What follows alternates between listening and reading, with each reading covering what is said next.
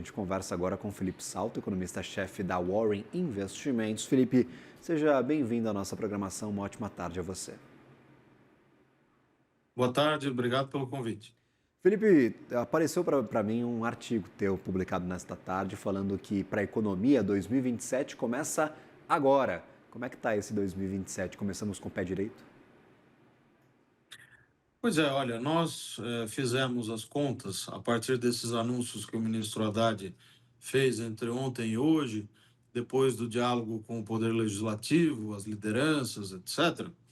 E a nossa percepção é que as medidas são positivas, no sentido de que ajudam a tentar fechar as contas do governo no curto prazo, principalmente para o ano que vem, porque muitas dessas ações que estão sendo anunciadas devem respeitar, por exemplo, o princípio da anterioridade, segundo o qual você não pode sair majorando alíquotas de impostos para valer para o dia seguinte de impostos regulatórios, como é o caso do IOF, que é o que foi feito há alguns dias e, em parte, vai ser mantido.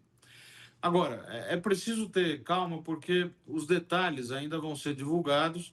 Essas contas iniciais que nós tínhamos feito, por exemplo, nós já estamos reavaliando, porque o corte dos chamados gastos tributários não deve chegar a 10% do total, né, que está em mais de 540 bilhões de reais, porque a Zona Franca vai ficar blindada, o Simples Nacional, de modo que o volume que vai ter a chance de ser reduzido vai ficar em 50% do total dos incentivos fiscais, dos regimes especiais, enfim, todos que são chamados infraconstitucionais. De modo geral, esses anúncios estão todos focados do lado da Receita, o que é uma coisa ruim, né? Esperava-se aí uma lista também de medidas do lado do gasto público, mas do lado positivo, eu vejo que essas revisões de incentivos fiscais, se o Congresso assim concordar, né? Porque a gente tem que sempre lembrar que essas medidas vão ter que tramitar pelo Congresso Nacional. O governo já fala em um projeto de lei grandão, né, para abarcar todas essas propostas, item a item, também a majoração das LCIs, LCAs, CRIs, CRAs, debêntures incentivadas, né, que eram antes isentas e passam a ter 5% de tributação.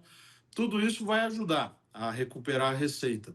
Mas o que ficou faltando, de fato, foi um conjunto de ações do lado do gasto, que, pelo discurso do próprio ministro Fernando Haddad, são ações que vão ser anunciadas ainda nos próximos dias. Perfeito. E aí, por exemplo, com este aumento de receitas em foco, com isso na cabeça, por que você colocou 2027 no artigo? Eu já faço a pergunta, talvez respondendo a essa questão. Porque alguns alertas, por exemplo, da Instituição Fiscal Independente do Senado, já indicam que 2027 vai ser um ano crítico, que as contas vão ser completamente enforcadas da parte dos gastos discricionários. Estas medidas, elas reduzem o risco de 2027 ser este ano crítico, com paralisação da máquina pública, ou ainda há certa incerteza, mesmo, claro, levando em consideração esta falta de detalhamento que temos nesta segunda? Então, o meu argumento no artigo que eu fiz para o UOL dessa semana, né, que você mencionou, é que 2027 começa agora, porque para 2027 vai ser muito difícil, para não dizer impossível, conduzir as contas públicas na ausência de mudanças estruturais. O próprio governo, e você mencionou também a IFE, a Instituição Fiscal Independente, tem mostrado isso nos seus informes oficiais.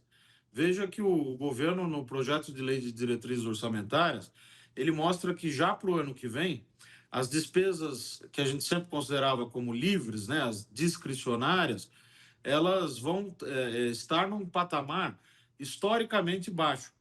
Então, não vai dar para fazer mais aquele tipo de ajuste que contingencia aqui, bloqueia acolá e resolve o problema do ano. As despesas já estão num nível muito baixo e, dentro desse grupo discricionário, as emendas parlamentares ganharam também esse caráter impositivo e uma correção permanente pela própria regra do teto, né? A regra do novo arcabouço fiscal.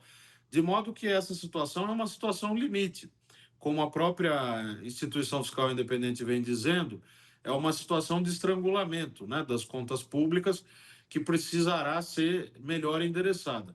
As medidas de hoje, elas ajudam no curto prazo, mas, a meu ver, não resolvem esse problema mais estrutural de equilíbrio das contas para um prazo maior.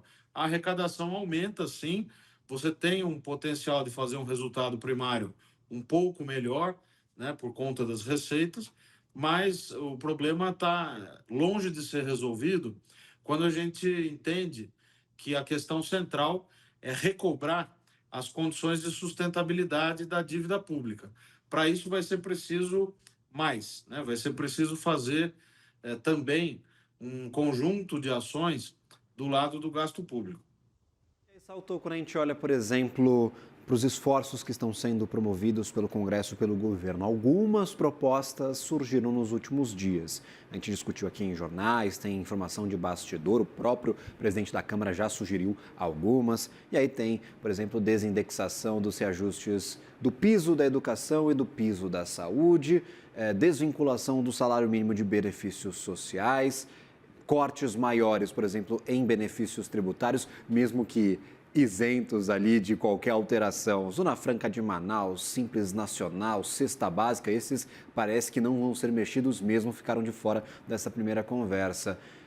São estas as alternativas que podem nos levar para um equilíbrio fiscal? Alguma delas lhe chama a atenção como uma proposta viável ou ainda estamos no escuro, ainda não surgiu a proposta que sim pode nos ajudar a equilibrar as contas? Acho que é preciso separar os dois problemas, né? A medida do IOF, ela colocou o bode na sala, né? E agora esse bode na sala está sendo retirado e substituído por outras ações. Em parte é isso. Em parte, também o ministro da Fazenda, aparentemente, está tentando endereçar algumas soluções que sejam mais permanentes, não só para resolver 2025 e 2026, mas também para tentar elevar a arrecadação permanentemente. É o caso, por exemplo, do corte dos benefícios tributários, dos gastos tributários. Isso é muito positivo, é preciso louvar essa iniciativa, é difícil de fazer, porque cada gasto tributário está ali por uma razão, tem um grupo específico por trás, há uma razão de ser, né? O jabuti, eu sempre gosto de falar que está lá em cima da árvore, não é por acaso, não chegou voando ali. Ou é mão de gente ou é enchente, né? Então, agora, para ele descer com segurança e dar tudo certo, precisa resolver essas coisas e endereçar de uma maneira que esteja bem articulado esse conjunto de ações com o Congresso. O risco é sempre o Congresso desvirtuar aquelas medidas que o governo originalmente envia. Do lado da despesa, você mencionou algumas coisas importantes que não vieram nesse anúncio, né? A expectativa é que viessem. Por exemplo, retirar o salário mínimo da condição de indexador dos gastos sociais e da Previdência. E pode-se colocar no lugar uma outra regra. A questão é que o salário mínimo não pode ser uma política de trabalho, portanto, refletindo ganhos de produtividade, corrigido pelo PIB, e ao mesmo tempo servir para corrigir gastos, porque isso produz um efeito muito grande, né, sobre as contas públicas ano a ano. A questão do Fundeb, a questão da vinculação da saúde e da educação aos indicadores de receita, as emendas parlamentares, os subsídios e subvenções, as equalizações de juros, o abono salarial, uma série de gastos que são feitos sem avaliação e sem o devido acompanhamento e monitoramento, ou mesmo quando há avaliação e monitoramento, elas não acabam ensejando uma revisão. Então, faltou uma atenção maior a esse lado da despesa. Esse é o calcanhar de Aquiles, né, da gestão atual, não por culpa da Fazenda, a meu ver, mas por culpa da resistência do Congresso, que aparentemente ganhou um poder gigantesco nessa questão fiscal, né? Veja o caso das emendas, que é o mais emblemático, e também por conta da falta de convicção de alguns setores do governo em relação à importância de se fazer uma contenção do crescimento do gasto público, porque é disso que se trata, não é corte de gasto, é fazer com que essas despesas caibam na evolução prospectiva das receitas. Felipe Salto, sempre bem-vindo à nossa programação, meu caro. Agradeço imensamente por ter aceito o nosso convite, compartilhado as tuas projeções conosco, estes mais de 70 bilhões de reais potenciais para arrecadação. Ainda vamos aguardar o detalhamento. Tem apresentação amanhã. Lindbergh Faria, líder do PT, falou que amanhã saem estes detalhes de o que o governo está propondo para compensar o IOF. A gente vai estar bem ansioso por aqui. Lhe desejo uma ótima semana e um bom trabalho. Eu que agradeço, obrigado pelo convite. Um abraço. Agradecido, meu caro.